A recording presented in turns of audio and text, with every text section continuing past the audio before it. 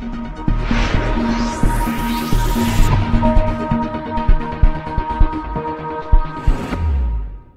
coup, début de l'analyse technique de cette semaine de septembre, donc première semaine de septembre, on est sur le DAX, comme d'habitude pour commencer cette vidéo, cette analyse en live.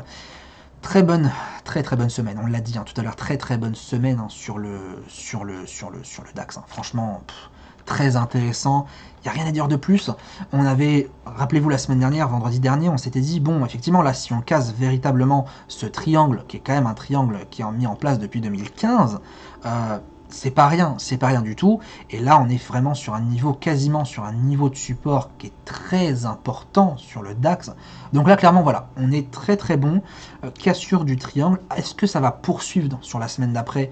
On ne sait pas, bien sûr, on n'est pas non plus Madame Irma, mais clairement il y a des gros signaux baissiers qui se mettent en place, et ça fait vraiment plaisir, ça fait du bien de retrouver un peu de tendance par rapport au mois de juillet qui était vraiment catastrophique, et c'est là justement où on peut observer une sortie du gap baissier en journalier, très important. Alors là effectivement pour moi c'est un des objectifs, justement le premier objectif du range, très intéressant.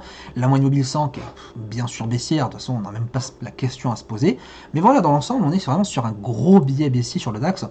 De toute façon, qu'on le dise maintenant ou la semaine prochaine, ça se voit très clairement. C'est là justement où je suis très content de vous avoir parlé de ce niveau qui était très important sur le H4. Rappelez-vous, vous pouvez reprendre les dernières analyses des derniers mois d'ailleurs. Ça fait, je pense, ça fait un mois presque maintenant que je vous propose une analyse tous les dimanches. Ça vous plaît, et donc je continue.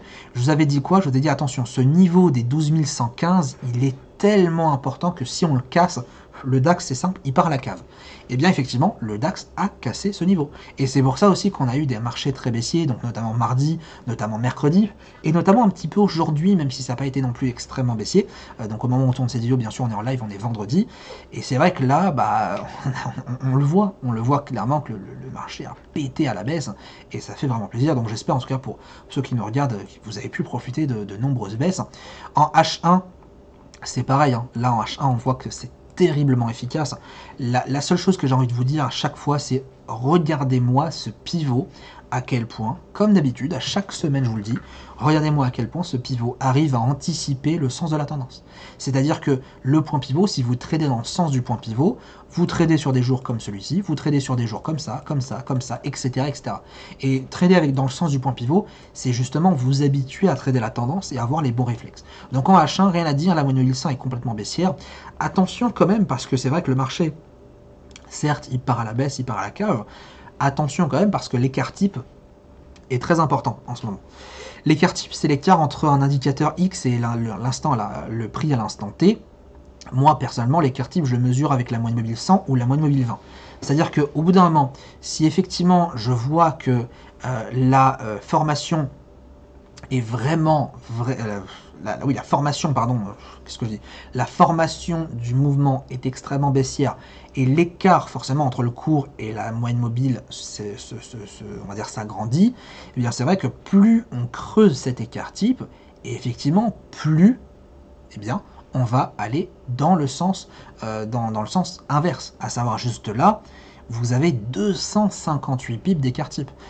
On a cet effet élastique comme d'habitude. L'effet élastique, c'est comme si vous tendez l'effet élastique revient, et là pour le coup, eh bien on a un retour du bâton. Et là ça pourrait être pareil. Donc on est toujours dans un biais baissier, mais attention quand même à une potentielle correction du marché. Pour finir du coup sur ce plan, sur le M15, donc sur le M15, on l'a vu, plan up ici baissier très intéressant. Je vous avais proposé justement, j'ai pas touché à la flèche, puisque ici vous le voyez, zone, blablabla. L'objectif start baissier, il était ici.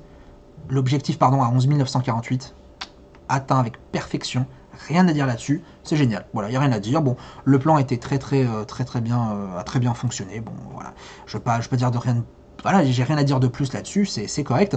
Maintenant, moi, ce que je vous propose en plan, pour vraiment le plan baissier, c'est d'aller chercher 11 772 et d'aller vendre, pardon, 11 772 pour aller chercher 11 730. Ça, c'est mon plan vendeur. C'est une exagération comme d'habitude. Et pour le plan à l'achat, juste là, eh bien, mon plan à l'achat, il sera à 12 077 pour aller chercher 12 148. Pourquoi? Parce qu'encore une fois, je considère quand même qu'il y a une bonne exagération. Le prix, je trouve qu'il a très bien fonctionné, à savoir, et pour ceux qui commencent à vraiment me suivre, vous savez que je suis quand même plutôt friand des marchés qui accélèrent entre les zones et des fois qui rebondissent en plein milieu des zones. En général, ça fonctionne très très bien et pour moi ici, c'est un très très bon niveau où le prix peut éclater littéralement le marché. Donc, effectivement, eh bien, je m'intéresse vraiment là-dessus. Passons maintenant à l'analyse du Wall Street. Sur le Wall Street, bon, bah, rien à dire, on est toujours sur des plus hauts, mais on est dans cette sortie de range assez importante. On se met effectivement en journalier.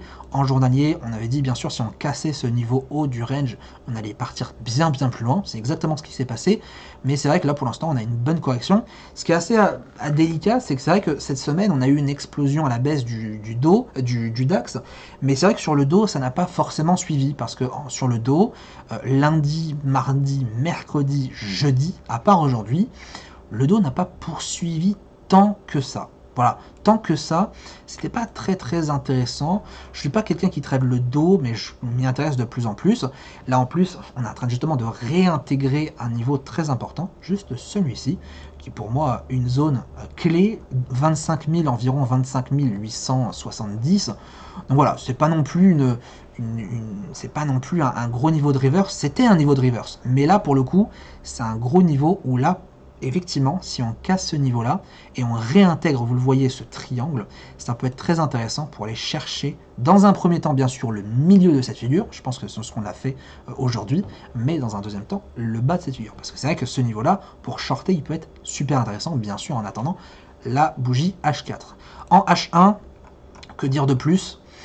Bah, vous le voyez, hein, je pense que le graphique part de lui-même. C'est vrai qu'on a eu un mouvement baissier depuis tout à l'heure avec son ouverture US à 15h, 15h30, mais là, tout de suite, c'est vrai que cette semaine, contrairement au DAX, ça n'a pas été fameux sur le dos. Ça n'a pas été non plus fameux. Donc, j'ai pas de commentaires supplémentaires à faire là-dessus. Ce qui m'intéresse, du coup, c'est vous partager un peu le plan.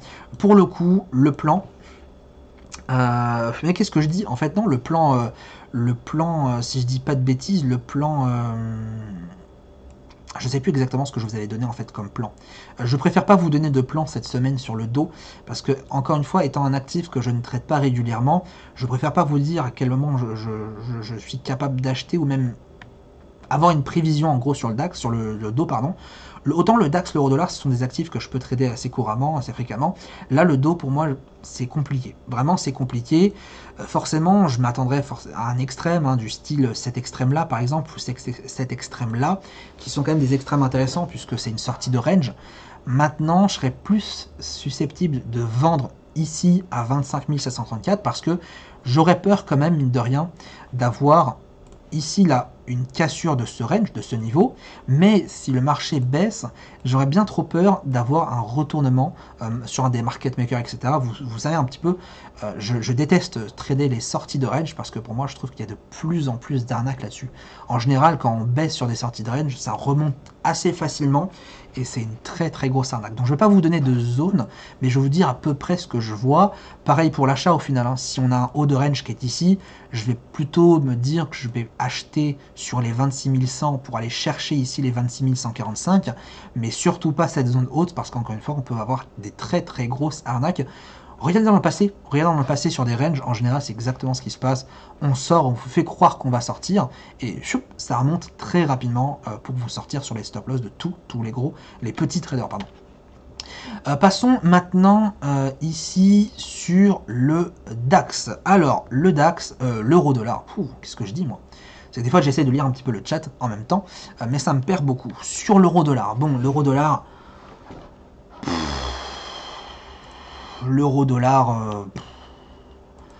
voilà quoi. Là, l'euro-dollar, honnêtement,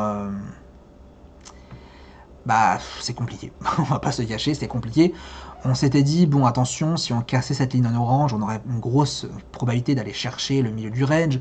En même temps, on revenait à la hausse et on repart à la... Là, pour l'instant, on est en train de ranger sur la MM100. L'euro-dollar est clairement, de mon côté, hein, dans une situation assez critique. On a le TE, mais le TE, pour l'instant, elle fait rien. Le TE, elle est complètement perdue. Là, effectivement, on a une cassure du milieu, mais on réintègre. Enfin, moi, personnellement, je vois ça, je me dis, waouh, qu'est-ce que c'est pourri comme marché. Il faut le dire, hein, le marché, pour moi, il est dégueulasse. Donc c'est compliqué, je trouve, à voir grand chose sur l'euro-dollar. J'ai l'impression limite qu'il boude et qu'il sait pas quoi faire. Vous le voyez, hein, on dézoome en H4, bon bah en H4, voilà quoi. Je veux dire, en H4 c'est délicat. Alors certes, si on casse ici ce niveau bas, ou on casse hop à la hausse ce niveau, pourquoi pas accéder, donc ici dans un premier temps, à ce niveau bas, pourquoi pas, et dans un deuxième temps ici bah, sur le milieu, donc peut-être potentiellement ce niveau, pourquoi pas, mais tant qu'on est dans ce niveau-là, c'est compliqué quoi, c'est très compliqué je trouve, parce que le marché ne donne clairement pas d'opportunité vraiment visuelle et une bonne confirmation. Au niveau justement du plan, bah, le plan est inchangé, parce qu'au final, comme je disais tout à l'heure, il y aura un plan neutre, et le plan neutre, c'est encore une nouvelle fois l'euro-dollar, qui était neutre aussi la semaine dernière. L'euro-dollar, bon bah voilà, moi j'attends ici pour shorter, hein, j'attends toujours cette limite-là, et à la hausse j'attends cette limite-là, mais encore une fois, bah, comme on a passé toute la semaine dans un range, bon bah pour le coup, on n'a rien d'intéressant. Voilà un petit peu pour ce marché de l'euro-dollar. Bilan, hein, bien sûr, bilan de l'euro-dollar, marché très nerveux. Au niveau des annonces économiques maintenant, je vais essayer de bien vous mettre cette petite fenêtre, hein, pour ceux qui me posent toujours la question sur quel site tu regardes tes annonces économiques, sur Investing. On peut bien sûr aller sur Dailyfix, on peut aller bien sûr sur Forex Factory. Moi personnellement je préfère Investing parce que j'ai toujours utilisé Investing, donc voilà, je souhaite pas changer. Juste ici, je vais tout le temps, comme d'habitude, noter les annonces 3 sur 3. Et vous pouvez voir que cette semaine, je suis intéressé par les câbles USB et par des canapés. Voilà, si vous avez des canapés, n'hésitez pas à le... Bref, je m'égare. Mais, toujours les petites pubs qui vous retargetent. Donc lundi 10 septembre, que dire de plus sur cette semaine? Alors c'est une semaine qui va être intéressante. Pourquoi? Pour une seule raison, ou même deux raisons, on va le voir juste là. Lundi, on commence par le PIB, comme d'habitude, PIB pas très intéressant, production manufacturière. Ça, c'est déjà l'annonce de la journée pour moi. On est férié au Maroc et en Indonésie. Bon, voilà, ça ne nous intéresse pas plus que ça dans un sens parce que ça ne va pas avoir un impact concret. Pour ceux qui traitent le DAX, ne vous inquiétez pas, tout ce qui est indice ZEW, ça ne change pas grand-chose au marché. C'est pas une annonce à impact, c'est une annonce qui aide la tendance en cours. C'est toujours intéressant à savoir. Moi, les deux annonces économiques clés du mardi 11 septembre, ça va être l'évolution du nombre de demandeurs d'emploi à 10h30 et effectivement le rapport JOLTS. Et encore. Voilà, franchement, c'est vraiment limite. Mercredi, stock de pétrole brut, bien sûr comme d'habitude, avec les prix à la production. Ça, pour moi, ce sont des annonces économiques assez importantes. Et surtout, là, clairement, le jeudi 13 septembre, et bien tout simplement, décision de la BOE et décision de la BCE sur les taux d'intérêt. L'annonce clé de la semaine, c'est clairement la Banque centrale. Donc vous étonnez pas si, effectivement, jeudi, vous trouvez un marché qui range jusqu'à, effectivement, 13h45. C'est tout à fait normal. Et puis on en reparlera justement vendredi prochain sur l'impact de la BCE des taux d'intérêt qui sont prévus pour être inchangés pour l'instant. Donc voilà, pour l'instant on ne s'attend pas à grand chose de plus et on en reparlera la semaine prochaine sur ces discounts je suis intéressé. Voilà un petit peu pour cette vidéo, j'espère que l'analyse vous a plu, on se retrouve du coup pour une prochaine vidéo dès demain. Bon trade à tous et bonne semaine.